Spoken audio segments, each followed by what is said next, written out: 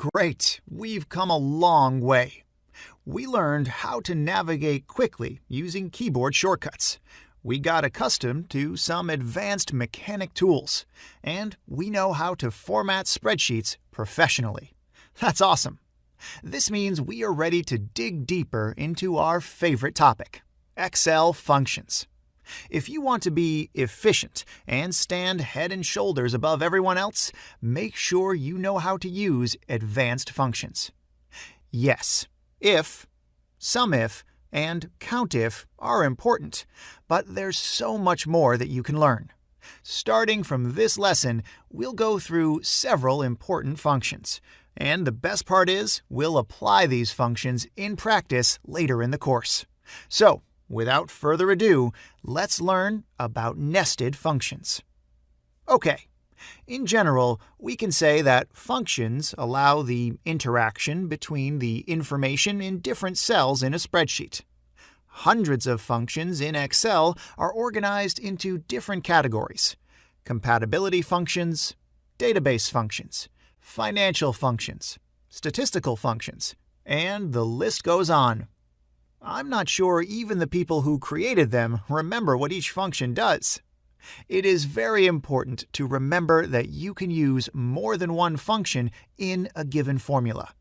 Let's provide a short example. There is a column containing 5 numbers above the line, and the 6th number is missing. Here, I will say, if this cell is empty, give me the average of these numbers, and if it is not, show me their sum.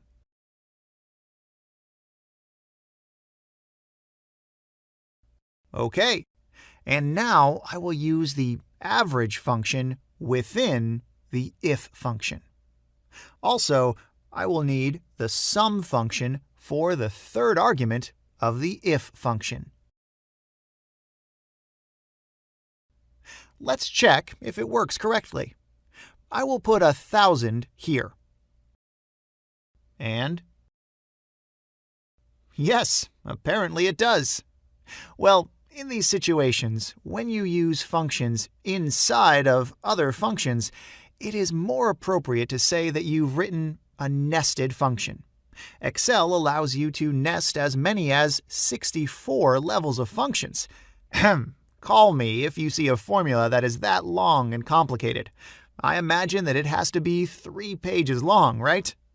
Anyway, the important thing to remember is that you need to know how to combine functions.